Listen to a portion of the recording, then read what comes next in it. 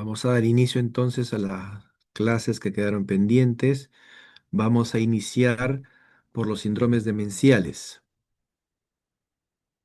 Tener en cuenta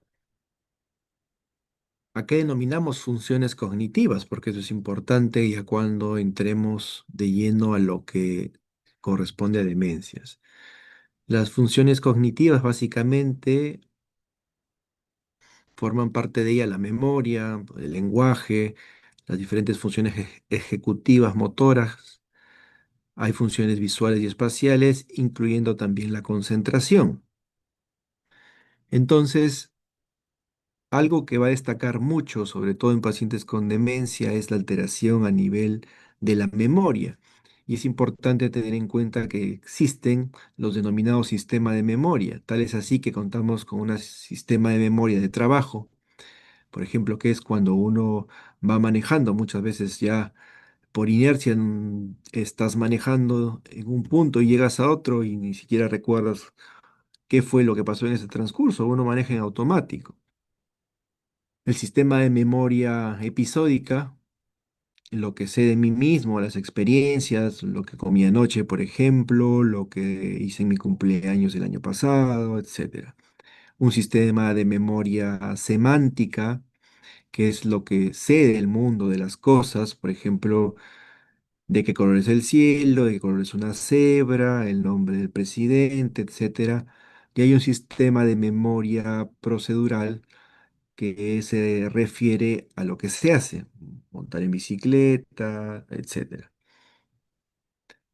Y esto es importante porque nos puede aproximar hacia determinadas patologías, tales así que la memoria episódica cuando se afecta puede involucrar a demencias tipo Alzheimer o a demencias por cuerpos de Lewy o incluso los denominados trastornos cognitivos leves.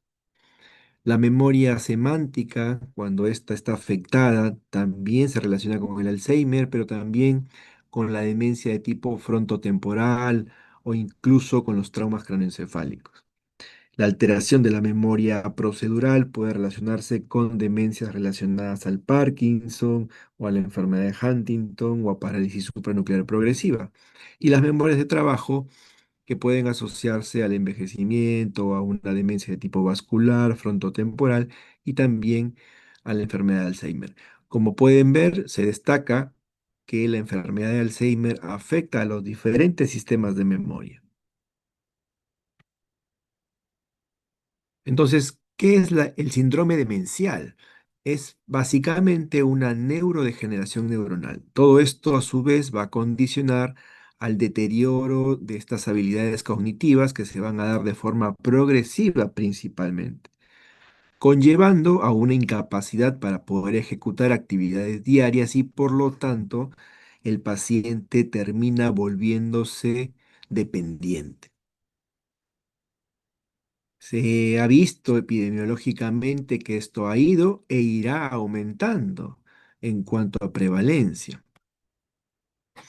Entonces es importante tener en cuenta que cuando identificamos demencia, estas pueden ser degenerativas primarias, pero también pueden ser vasculares y no hay que perder de vista también las causas secundarias como veremos más adelante.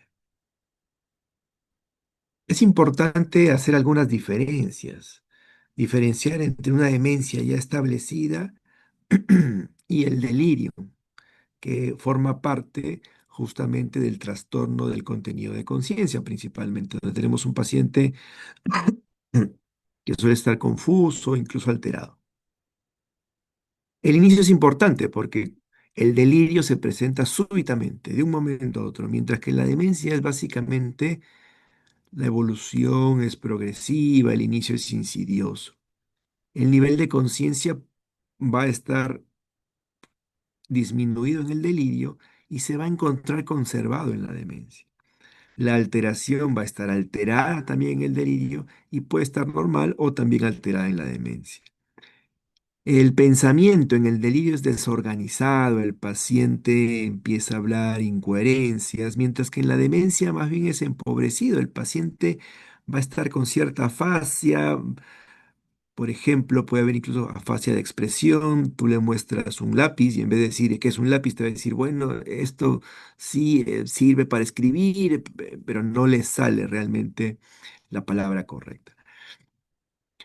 En el delirio es muy característico la presencia de alucinaciones visuales, auditivas, mientras que en la demencia no. Y además en el delirio el paciente puede estar incluso con actividad psicomotora, con agitación psicomotriz, puede estar bastante alterado, mientras que en la demencia no suele suceder.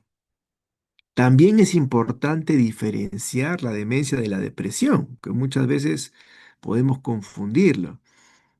Y eso es importante, sobre todo en adultos mayores. A veces los catalogamos como demencia, sin embargo, no es que tenga una demencia, sino es que el paciente probablemente esté deprimido. Entonces hay que tener en cuenta, sobre todo si ha habido ya antecedente de depresión, indagar por ahí si es que hay ideas de culpa, incluso ideas suicidas, quejas sintomáticas, esos pacientes que se quejan que ya les duele todo, tal vez también podrían entrar dentro de ese patrón. Así que hay que considerar. Bueno, y definitivamente, pues el Alzheimer es la demencia más frecuente a la que debemos conocer. ¿Qué es importante cuando evaluamos a un paciente? En general, una buena historia clínica. Y esto tiene que incluir datos de filiación, valorar bien cuál es el motivo de consulta, qué es lo que le trae al paciente a consultar con nosotros, especificar la enfermedad actual, el tiempo, el relato, etcétera, los antecedentes. Y a nivel neurológico es importante que hagamos un examen neurológico completo, que va a iniciar valorando la conciencia, hay que evaluar los pares craneales, el sistema motor, sensitivo, los signos meningios y tener en cuenta el examen mental para valorar todas estas funciones cognitivas que ya hemos mencionado. Entonces, vamos a ver los diferentes tipos de demencia. Hay que tener en cuenta al denominado deterioro cognitivo leve, que también entra dentro de este espectro. Aquí lo principal es la queja de la memoria. Hay un deterioro no esperado para la edad del paciente. De repente hay problemas ya en el manejo del dinero, en algunos cálculos, en ubicarse en las direcciones, ciertos olvidos, que dónde por ahí dejó las cosas, etc. Pero no hay un déficit cognitivo significativo. No afecta las actividades cotidianas, no lo vuelve pues al paciente totalmente dependiente. Entonces, cuando ya hay estas alteraciones de memoria sutiles, digámosle así, podemos estar frente ya a un trastorno cognitivo leve que de todas maneras debe tener nuestra atención.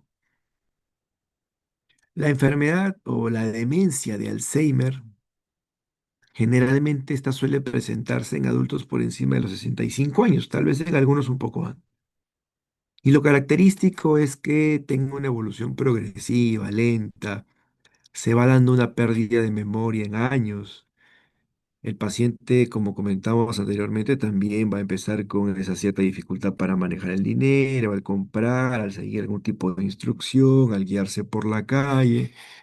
Lo que les comentaba, que se me van las palabras al hablar, hay cierta fase a veces de expresión, no logran encontrar las palabras adecuadas, alteraciones en el examen mental, lo demás suele estar bien.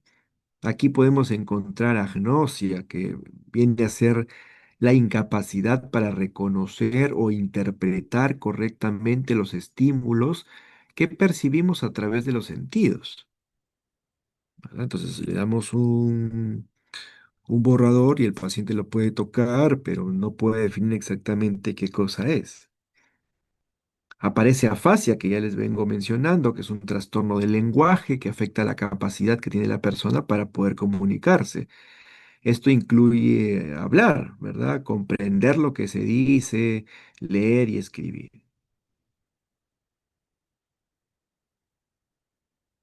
También puede aparecer apraxia, que es la incapacidad para poder realizar movimientos voluntarios y aprendidos. Así no haya ningún tipo de parálisis. Acá no hay una focalización neurológica como en el caso de un accidente cerebrovascular, ¿no? Sino que hay incapacidad para que uno pueda hacer movimientos que normalmente se vienen aprendiendo en el tiempo.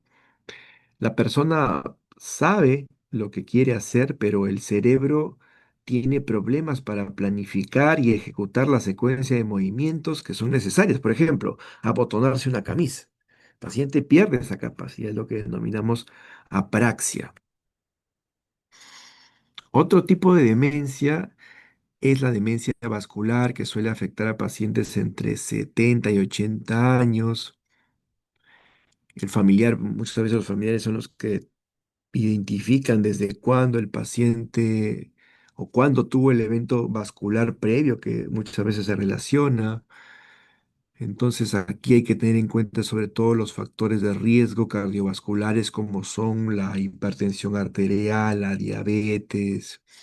Los pacientes generalmente tienen trastornos cognitivos, pero a ellos se les suele sumar algún signo de focalización porque se asocia mucho a eventos cerebrovasculares, el consumo de cigarrillo, la hipercoagulabilidad también.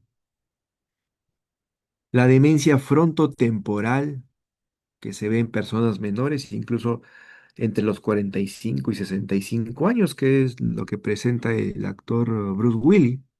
Bruce Willis tiene este tipo de demencia, una demencia frontotemporal, donde lo característico aquí es el cambio de personalidad que ellos desarrollan. Debido a que hay lo que denominamos una frontalización, estos pacientes van a mostrar un comportamiento desinhibido. Pueden manifestar ideas obsesivas, obsesión por la comida, ganancia de peso, pueden mostrarse apáticos, puede haber pérdida de la función ejecutiva también, anormalidades en el lenguaje. Sin embargo, suele haber relativa conservación de la memoria y algunas habilidades espaciales. No suele alterarse el juicio y podemos encontrar la aparición de los denominados reflejos primitivos o arcaicos, que recuerden que son respuestas involuntarias y automáticas que suelen observarse en los bebés. Por ejemplo, el reflejo de prensión o de agarre. Cuando la persona pues agarra un objeto que se le pone en la palma de la mano de forma involuntaria y a menudo con fuerza y le cuesta soltarlo. También el reflejo de succión es un reflejo primitivo, donde la persona realiza movimientos de succión involuntarios cuando algo toca sus labios o la zona alrededor de la boca. También tenemos aquí el reflejo de búsqueda. Al tocar la mejilla de la persona, este gira la cabeza hacia el estímulo, como si estuviera buscando alimentarse.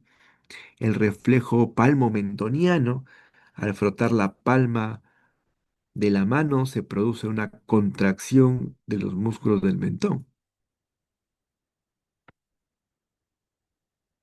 También tenemos a la demencia por cuerpos de Lewy, que esta sí se caracteriza por presentar un deterioro rápido y grave.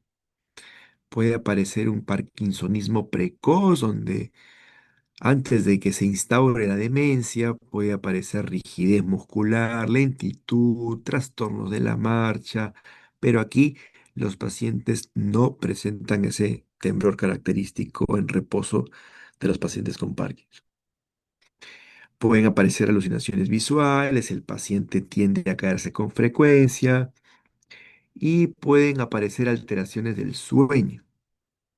Recuerden que el trastorno de la conducta del sueño, denominado MOR, es una alteración del sueño en la que el paciente actúa en sus sueños. Debido a la falta de la parálisis muscular normal durante la fase de sueño MOR, estos pacientes pueden gritar, pueden dar patadas, pueden agitar los brazos durante la noche. Este síntoma puede aparecer años antes de que se manifiesten incluso los problemas cognitivos. La demencia de Creutzfeldt-Jakob, que también podemos verla en gente joven, y que esto sí tiene un curso progresivamente rápido, se instaura en meses, y puede dar signos motores característicos como la presencia de mioclonías, movimientos anormales, rigidez, incoordinación, y pueden aparecer algunos síntomas inespecíficos como ansiedad, anorexia, alteración del apetito o desconcentración. Tener en cuenta siempre al déficit de vitaminas, que puede causar un cuadro de demencia reversible. Por ejemplo, pueden aparecer síntomas no neurológicos como el cansancio, las palpitaciones, la diarrea, pero también síntomas neurológicos como las parestesias en extremidades, sobre todo en miembros inferiores, o incluso disestesias, debilidad, marcha atáxica. Esto lo vemos sobre todo en el cuadro clínico denominado degeneración combinada subaguda por déficit de vitamina B12, aquellos pacientes que son vegetarianos o que tienen alteración en la absorción. Entonces, tengamos en cuenta, si tenemos un paciente que presenta una clínica insidiosa, progresiva, que abarca diferentes espectros de la memoria, y siendo esta la demencia más frecuente, hay que considerar la enfermedad de Alzheimer. Pero un paciente con un aparente delirium que se ubica su deterioro en el tiempo, se precisa desde cuándo empezó, que se pueda asociar a un cuadro de focalización o a un antecedente de un accidente cerebrovascular, pues la demencia vascular tiene que ser planteada. Paciente con demencia, cuadro de parkinsonismo, que tiene una evolución más rápida, pueden aparecer alucinaciones, demencia por cuerpos de Lewy. Y aquella demencia en las cuales hay frontalización, hay un comportamiento desinhibido, la demencia frontotemporal. Cuando aparecen trastornos de la marcha, relajación de esfínteres, hay que descartar cuadros también de hidrocefalia. Cuando hay movimientos involuntarios, una rápida progresión, el Creutzfeldt-Jakob es una también posibilidad.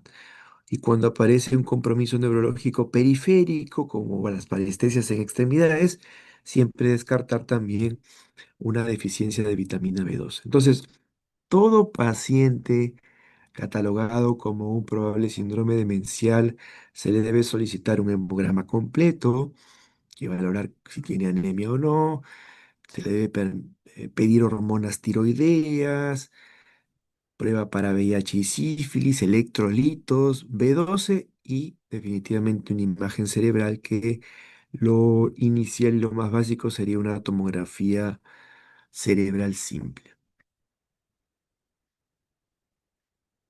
¿Hasta ahí alguna pregunta? No, doctor, ninguna. Bien, continuamos con los síndromes motores involuntarios.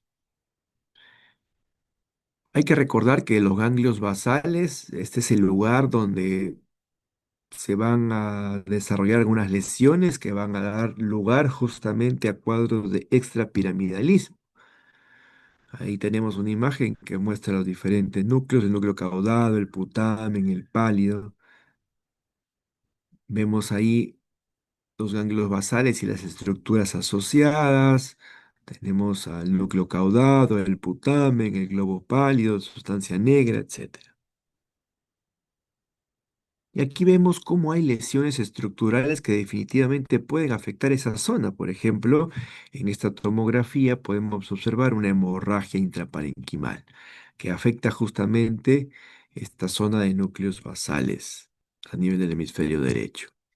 Tumores también, masas ocupantes de espacio también pueden lesionar estos ganglios basales. Entonces, su expresión es básicamente dando clínica de extrapiramidalismo, como es la presencia de tremor, de rigidez, bradicinesia, signo de rueda dentada, movimientos coreicos, atetósicos o distonías que lo vamos a ir viendo. El temblor. El temblor viene a ser un movimiento rítmico e involuntario y que es oscilatorio de una parte del cuerpo. El diagnóstico se va a hacer observando al paciente, hay que observar el patrón, hay que tratar de hallar la causa a través de la historia clínica, los antecedentes, el examen físico y en algunos casos pues ya por una investigación un poco más exhaustiva. Hay diferentes tipos de temblor. Tenemos al temblor esencial, que muchas veces puede afectar a personas mayores, el temblor característico de un parkinsoniano, el temblor en la esclerosis múltiple, por algunos problemas ocupacionales, el temblor ortostático, cortical y cerebeloso, el temblor de Holmes, que también es conocido como temblor rubral o temblor mesencefálico, que es un trastorno del movimiento poco común, pero que lo caracteriza es un temblor de tipo mixto, ya que este temblor va a ocurrir tanto en el reposo como durante el movimiento. Y es que es el resultado de un daño en varias vías nerviosas que conectan el tronco encefálico y el cerebelo. Entonces, el temblor de Holmes es considerado un temblor triple porque presenta alteración en los tres componentes, en reposo, postural y de acción, lo que lo diferencia de la mayoría de los demás tipos de temblores. Hay un temblor también psicogénico y un temblor asociado a medicamentos. El temblor esencial puede presentarse también en un paciente que esté relajado. Lo característico es que no suele afectar en miembros inferiores y se ha visto una asociación con alteración a nivel de los cromosomas 2 y 3. Entonces aquí puede aparecer o es característica una hiperactividad olivocerebelar y alteración de la ritmicidad tálamo cortical. Recuerden que la actividad olivocerebelar se refiere a la interacción fundamental entre dos estructuras cerebrales, que sería el núcleo olivar inferior, que está ubicado en el tronco encefálico, y el cerebelo. Y esta conexión es crucial para la coordinación motora, el aprendizaje de nuevas habilidades motoras y el ajuste fino de los movimientos. Por eso es que en el temblor esencial hay una hiperactividad de esta conexión. Y para el temblor esencial se puede dar tratamiento generalmente basado en fármacos como el propanolol, la primidona, el topiramato e incluso hay estudios que avalan que el alcohol también disminuye estos episodios de temblor esencial.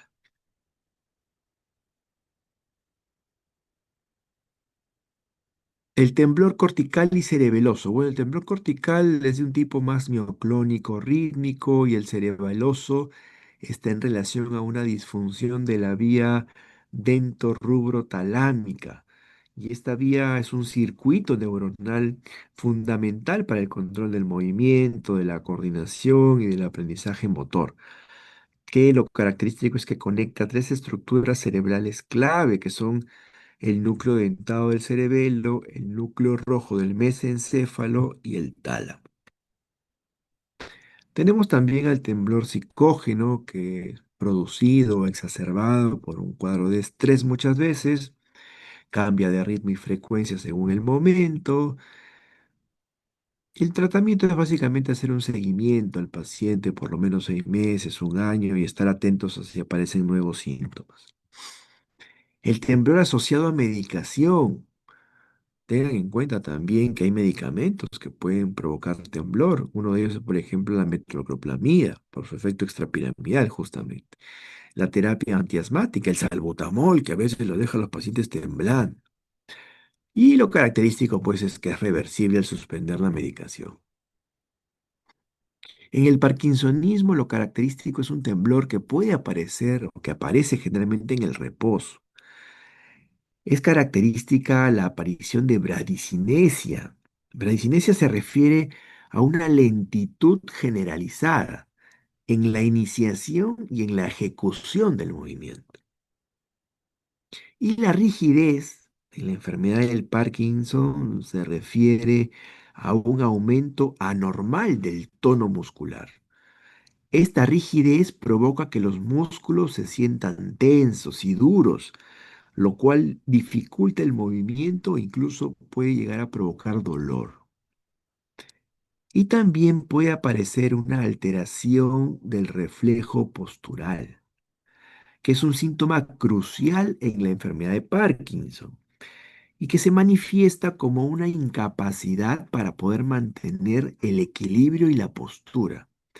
Este síntoma se conoce también como inestabilidad postural y es la principal causa de caídas en los pacientes con Parkinson, que puede aparecer o que suele aparecer generalmente en las etapas más avanzadas de la enfermedad.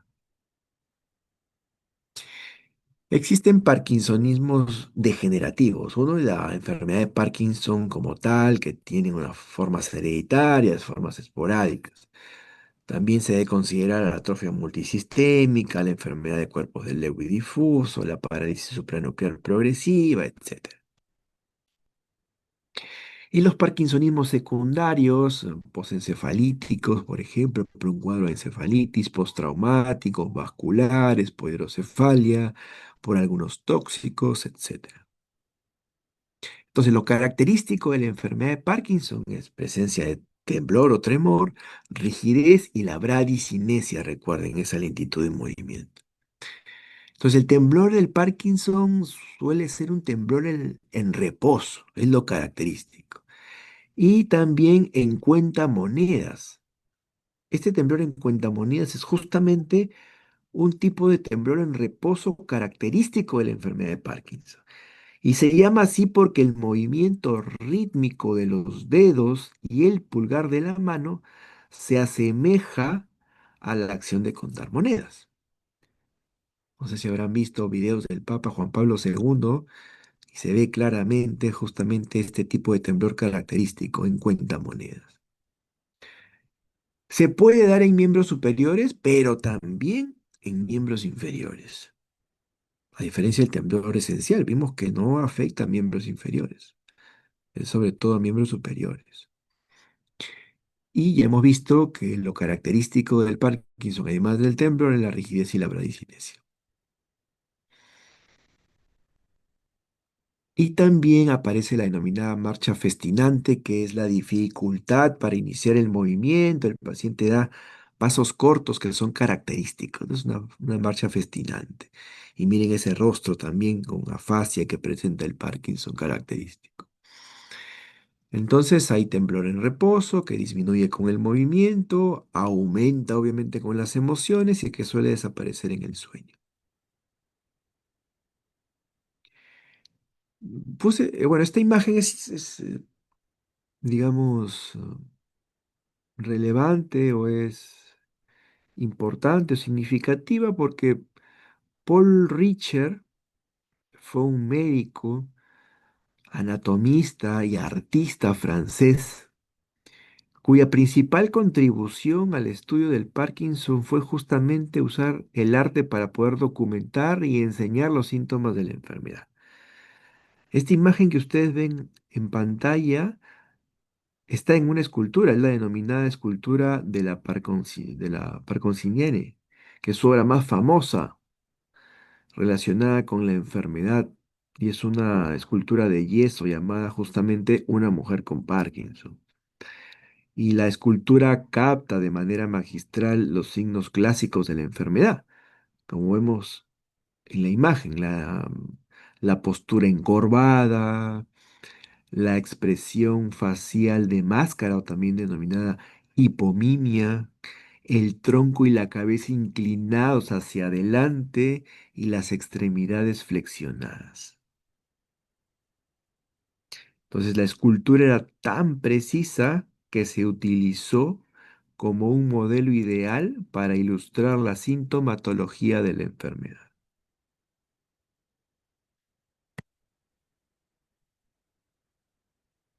Entonces, en la enfermedad de Parkinson aparecen cambios posturales, la denominada postura encorvada con marcha arrastrante y festinante.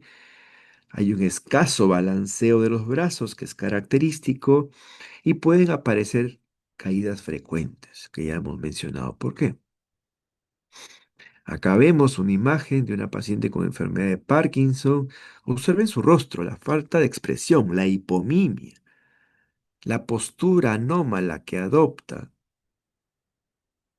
El pie izquierdo mantiene una postura también distónica en flexión y rotación interna.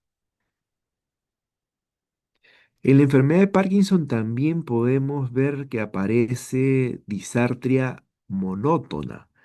La disartria monótona es un tipo de trastorno del habla que se caracteriza por una pérdida de la variación normal en el tono, en el volumen y en el ritmo al momento de hablar.